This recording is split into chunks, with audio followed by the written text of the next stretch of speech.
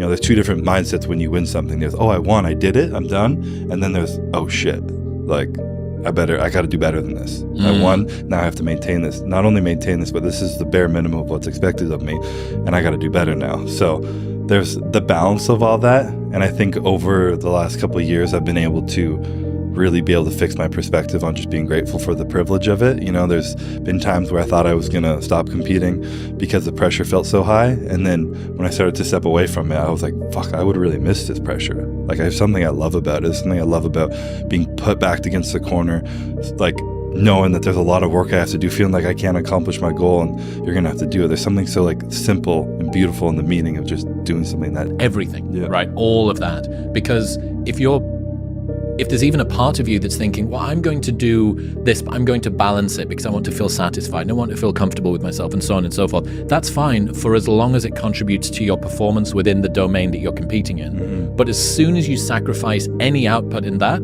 that's just an opening for somebody else that's the competitor that's going to come in and get it. Yeah. Because I use this example of Eddie Hall, World's Strongest Man, 2017 or 18, I think. And he's there, you know, he's worked hard toward this final goal. He wins it once and he's crying and he's saying, Nana, this is for you. His grandma that passed away recently, something like that. And he says if he hadn't won that year, he thinks that he would be dead, divorced, with no relationship to his kid. Because the weight he was at and the way he was pushing his body with pharmaceuticals. Values, and I'm not going to sacrifice winning to do so. And I need to be smart enough that when those start to disbalance, I need to pull away from one, focus on the other, and know when to check out.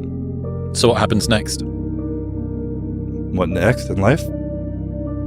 Take it year by year and we see it. You know, I've been saying, I think 2019 was the year I finished, won the Olympia, went home, and I was like, I'm done. I'm retiring. And that was the year I was over it. I was done. In 2018, I almost done. And then 2019, I'm like, fuck it, I'm going to go win one. I won one, came back. All I felt was relief. I didn't enjoy it as much as I thought. I still was getting a little sick from autoimmune. I didn't know how to manage my health properly back then. And it was just so much stress about my health because of 2018 when I was in the hospital for my autoimmune that I was like, this isn't worth it to me. I'm not doing this anymore.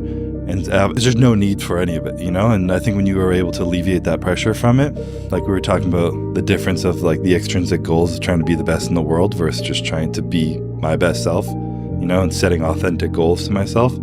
What are my authentic goals? Winning the Olympia sometimes is a little more inauthentic than me truly trying to just push myself to be my best. Do I still enjoy that? Absolutely.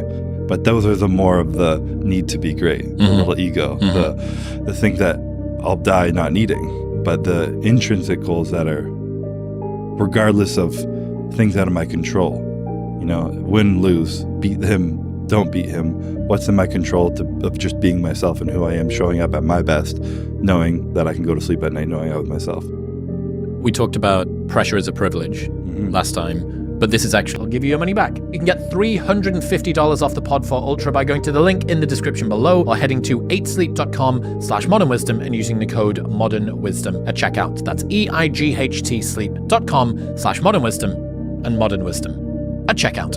This is a pretty important one. Everything changed for me when I realized that we're not meant to feel excited and perfect all the time. I started accepting that where I am right now is where I'm genuinely meant to be. Tough days are all a part of the process. Lean into them. Bad days are also part of a very good and meaningful life. So on my toughest days, I think about getting through one more day, one more workout, one more rep. Yeah.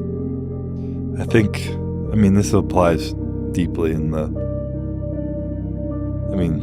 a smaller level of the starvation of prep when you're trying to get through it and you're just trying to get through one more. What was the first part of that quote again? And, a lot of motivational people come out here, man, and run their motherfucking mouths about shit. And I know they are not doing shit. They sit back and they're fucking like, they have their little brainstorming sessions about, what should we say? What's gonna connect with people while they're sitting on their fucking ass? My brainstorming sessions is fucking out there in the fucking grip of life, fucking grinding. And that's where I think all my material comes from, the suck. Every bit of it comes from the suck. And that's the difference between, there's like a whole industry now that's dedicated to trying to help people get motivated. And a lot of the people that are involved in that are very unqualified. 100%. Because they're not really doing anything. But guess what, motherfucker? I'm still going to get it. Because when that time comes, because the time is going to come, when that purpose is there, you'll be ready. But most of us fucking aren't ready because we don't know how to do without having the golden carrot in front of us. Yeah. And so you're all fucked. There's also this thing where if you do it, once it's over, you get a break. Oh. Like that's what a 10K is. That's what a marathon is. I'm going to train for this marathon. And you're training for that big day, but you're also recognizing when that marathon's over, That's right. That's right. And as you get better at that moment, the moment becomes less and less. Took out of it because it had deformed so much from you running with bone on bone that it was starting to like swell out in one direction, right. And it was changing the alignment of your leg. Right. And this happened back in 2001. I was going through buds. So this happened for a long. This right here has been going on for a long time. So, and it got to a point where it's like, okay, I'm done, and that's the plate that's in there right now. So as you see the wedge, that part right there in the bone that's opened up. Yeah. So they had to cut it, realign it, and then now the alignment's better. But this is now about 17 months ago. It's just through constant pressure and pounding. Yeah. So he went in there to clean it up, and then what happened? So basically, that little meniscus, that whatever the fuck was in there. So my alignment was so bad. The only thing that was keeping me able to do anything was that little fucked up, messed up meniscus. It was all jarred up and jacked up. But the second that thing got out, dude, it was like have you seen Star Wars, those storm things, those big fucking things that, what they called, they have wobbly legs and they hit like logs. The robot things? Yeah, the robot things.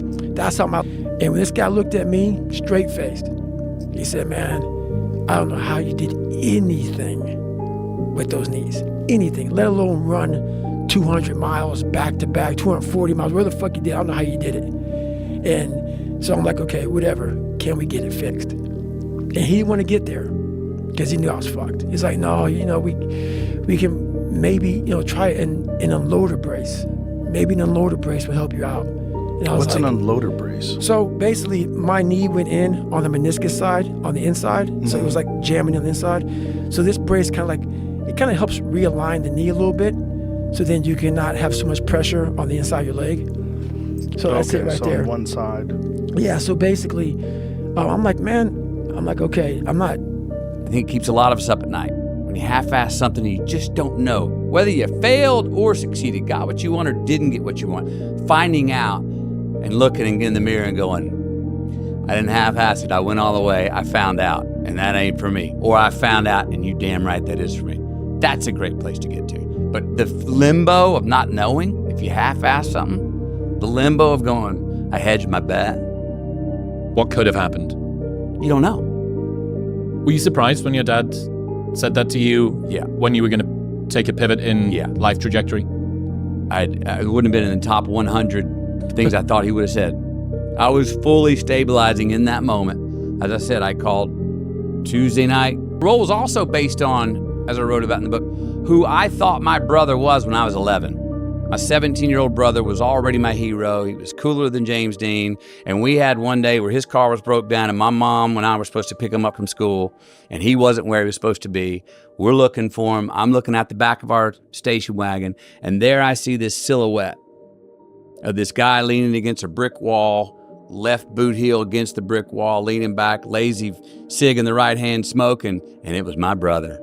And in that silhouette, he was 13 feet tall, coolest dude in the world. And just as I went to go, wait, there's Pat! I remembered, he's going to get big trouble for smoking, so I won't say it's him. My mom goes, who? I go, nothing. But that image. Publicly after? Well, I mean, it felt fun in the moment. It felt good. And then it became public right there with the crew and the cast. Now, publicly, it became a year and a half later. I mean, look, privately on that, I remember going, that was so much fun.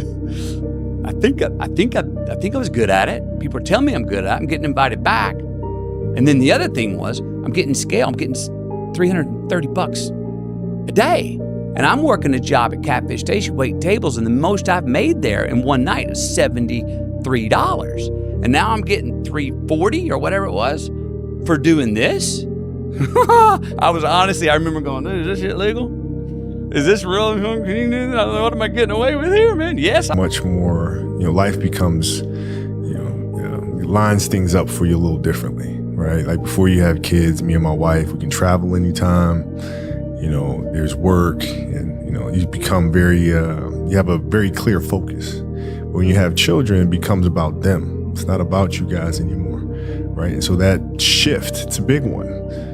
It's one of kind of a selfishness together, and then to being absolutely selfless and doing anything you can for your kids. And so what I'm trying to do is create content to teach them first and foremost. That's why I started this whole thing, is just reading stories to them that I felt like didn't exist.